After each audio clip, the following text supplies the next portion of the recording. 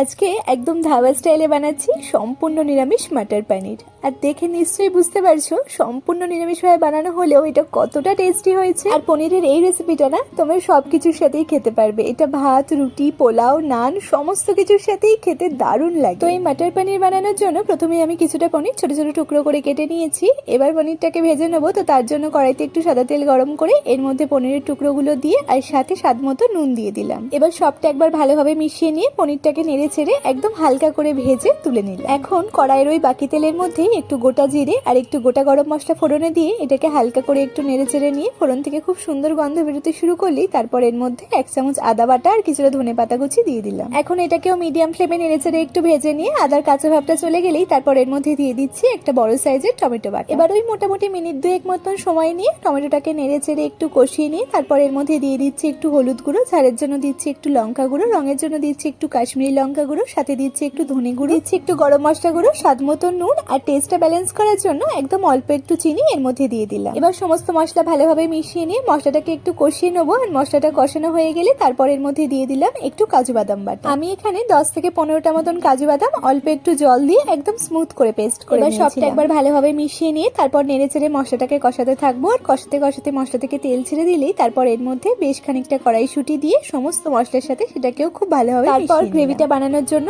এর মধ্যে পরিমাণ মতন জল দিয়ে সবটা আবারও খুব ভালোভাবে মিশিয়ে নিলাম। আর গ্রেভিটা ফুটে উঠলেই তারপর এর মধ্যে ভেজে রাখা পনিরগুলোকে দিয়ে খুব ভালোভাবে মিশিয়ে নিই। এবার কড়াই ঢাকা দিয়ে মিডিয়াম ফ্লেমে এটাকে 5 থেকে 7 মিনিটের জন্য ফুটিয়ে নেবো। আর 7 মিনিট পর গ্রেভিটা বেশ একটু ঘন মতন হয়ে এলে তারপর এর মধ্যে একটু ঘি সাথে একটু কাসুরি মেথি দিয়ে সমস্তটা খুব ভালোভাবে মিশিয়ে নামিয়ে নিলাম। ব্যাস, তাহলে একদম ধাবা স্টাইলে তৈরি হয়ে গেল টেস্টি মাটার পনির। নিরামিষ দিনগুলোতে এইভাবে একবার পনিরটা বানিয়ে দেখো, আশা করছি ভীষণ ভালো লাগবে। আর আমি এই পনিরের সাথে খাওয়ার জন্য বানিয়েছিলাম নবরত্ন পোলাও, সেই রেসিপিটা কাল তোমাদের সাথে শেয়ার করছি। আজকে রেসিপিটা তাহলে তোমাদের কেমন লাগলো অবশ্যই কমেন্টে জানিও। আজকের মতো তাহলে এইটুকুই, দেখা হচ্ছে আবারও কাল নতুন একটা রেসিপি নিয়ে। টাটা।